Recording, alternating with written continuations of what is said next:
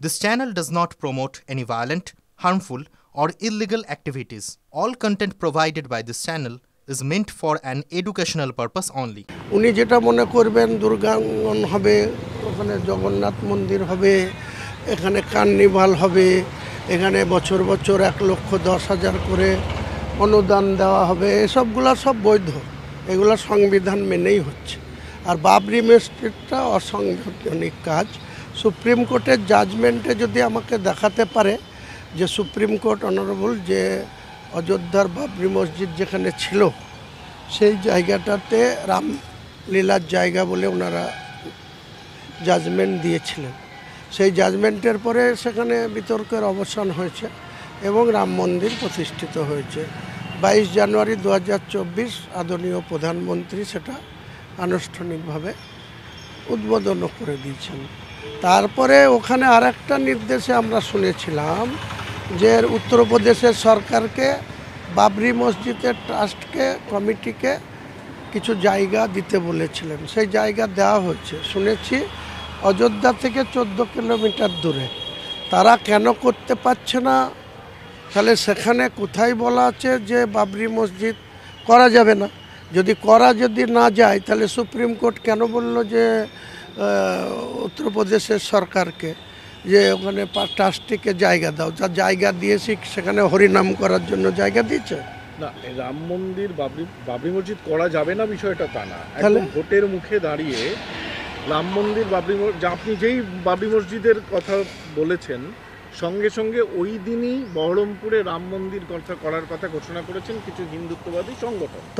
এবারে 26-এর নির্বাচনের আগে রাম মন্দির বাবরি মসজিদের মতো ভারতবর্ষের রাজনীতির একটা দীর্ঘ বিতর্কিত অধ্যায়, সেই অধ্যায় মুর্শিদাবাদের বুকে আবার পুনরাবৃত্তি ঘটছে, সেই বিষয়টাই বলা হচ্ছে। তাতে বলা কি যায় আসে? আপনারা কি বলবেন সেটাকে নিয়ে আমি আমার পুত্র সন্তান জন্মগ্রহণ করলে আমি তার কি নাম রাখবো আপনাদের সাথে মতামত নিতে হবে না? আমার যদি কন্যা বাধা তো পাচ্ছেই, পদে পদে বাধা পেলে কোনো অসুবিধা নাই।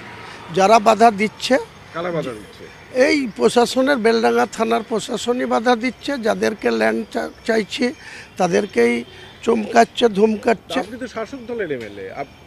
আমি শাসক দলের এমএলএ তো কি হয়েছে? আমাদের কথার গুরুত্ব কি আছে?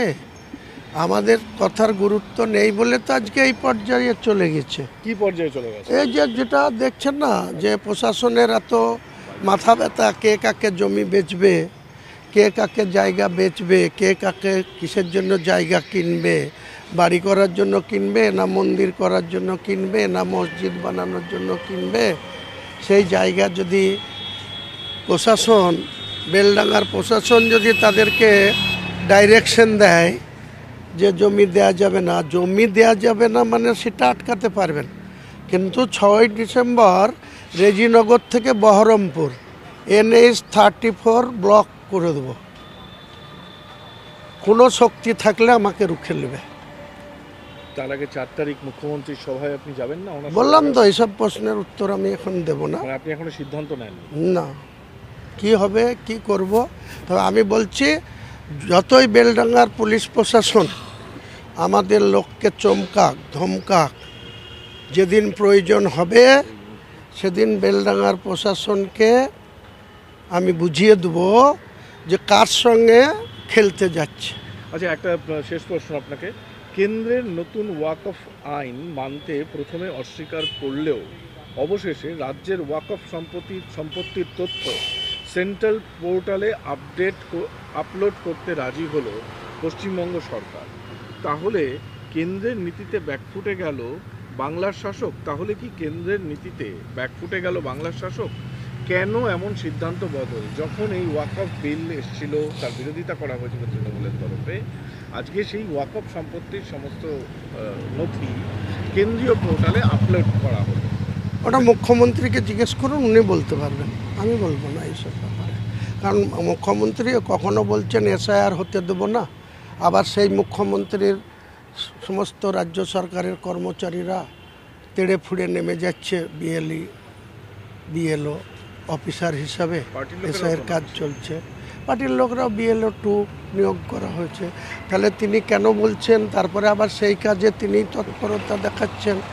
এতদিন বললেন মানব না, তারপরে আজকে বলছেন মেনে নেওয়া হলো। এটা উনি ভালো উত্তর দিতে পারবেন, আমি বলতে পারবো না। হুমায়ুন দা, আপনার এলাকায় SIR এর কাজ হচ্ছে না? আপনি তো বিধায়ক, আপনার হ্যাঁ, তৃণমূল সংগঠনের কাজ হচ্ছে না ওখানে? হ্যাঁ হচ্ছে তো, BLA-2 হ্যাঁ হচ্ছে তো। আপনি সেখানে কি আপনি সেখানে নিজে পার্টিসিপেট করছেন নাকি ওখানে? আমার যারা লোক আছে, আমার বিধায়ক হিসাবে ওয়ার রুম আছে, সেখান থেকে আমরা তদারকি করছি, আমাদের লোকজন আছে। আর পার্টি থেকে যারা পার্টির হত্যাকর্তা বিধাতা, তারা সেখানে BLA-2 নিয়োগ করে রেখেছে, তারা তাদের মতন করছে। ঋতব্রত বন্দ্যোপাধ্যায় গেছেন আপনাদের জেলায় SIR এর কাজ তদারকি করতে। করছেন, করবেন, তিনি যার যা দায়িত্ব সেটা সে পালন করবে, তাতে আমার কি বলার আছে।